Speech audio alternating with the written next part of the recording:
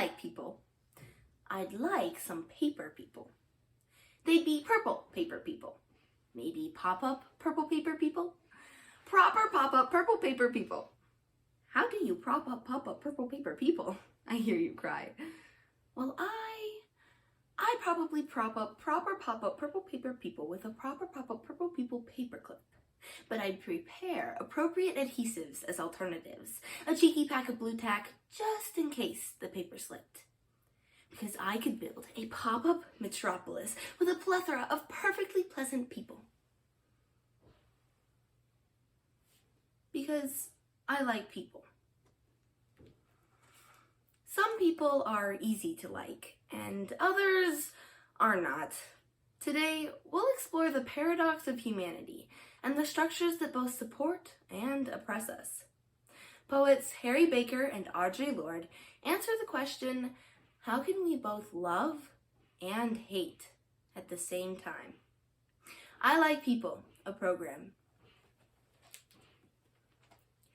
I could build a pop-up metropolis, but I wouldn't want to deal with all the paper people politics, paper politicians with their paper-thin policies, broken promises without appropriate apologies. There'd be a little paper me and a little paper you, and we could watch paper TV and it would all be pay-per-view.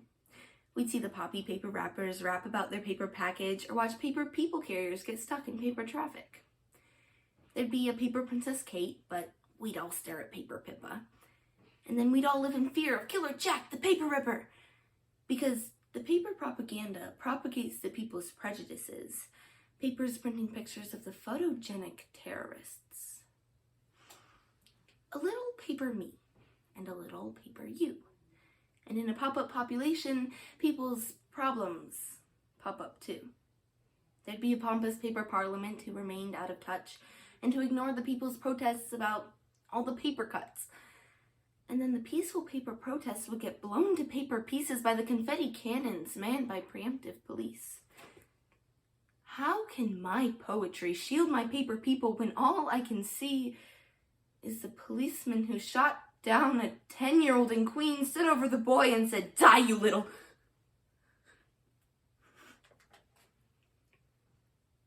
And there are tapes to prove that, too.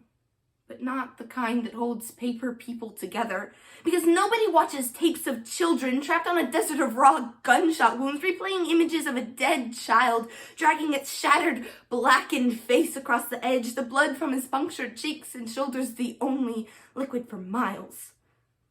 And my stomach churns at the imagined taste while my mouth splits into dry lips without loyalty or reason. Thirsting for the wetness of his blood as it sinks into the whiteness of the desert where I am lost. Without paper imagery or alliterative magic, trying to make paper power towers out of hatred and destruction, trying to heal my dying people with kisses, forgetting that only the sun will bleach their bones quicker. Today, that 37-year-old white man with 13 years of police forcing was set free by 11 white men who said they were satisfied. Justice had been done. And one black woman who said they convinced me, meaning they had dragged her 4'10" black woman's frame over the hot coals of 4 centuries of white male approval until she let go of the first real paper power she ever had, and lined her own womb with cement to make a graveyard for our children. Plastic eyes can search my metropolis, so different from yours. You can shake me violently, turn me over looking for my seam, the place of imperfection, where you can rip me apart, find out what I am made of. But I am no different than you. And it scares you. I have disrupted your neat order, a common sense, geometric world. I try to stand in your roles of paper doll people, and I pretend not to notice. I wanted to be accepted, but I refuse to be like you. The happy medium I'm searching for is nowhere to be found. So I sit by myself, hiding in the corner of our world, watching as the single file lines of paper doll people go by.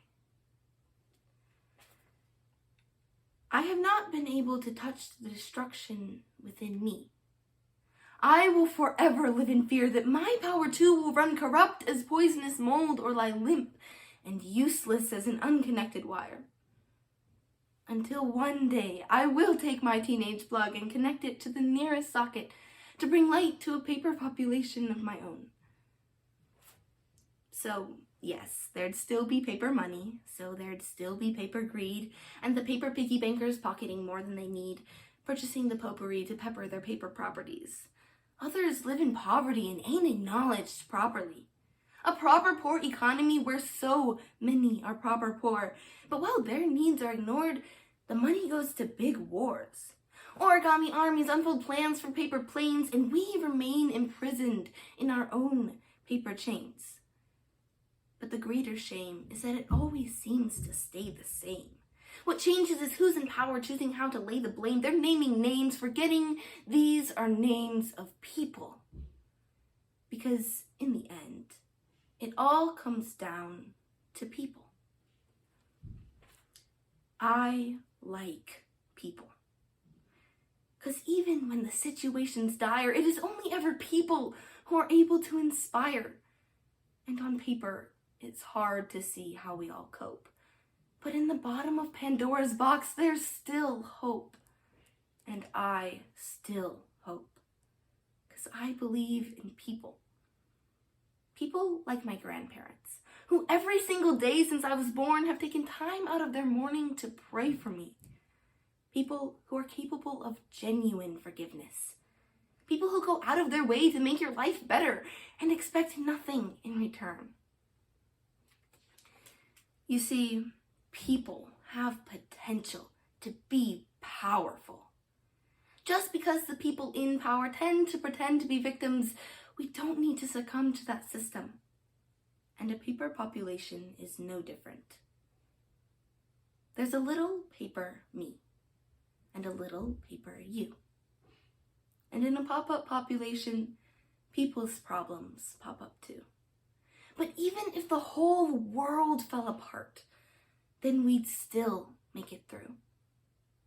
Because we're people.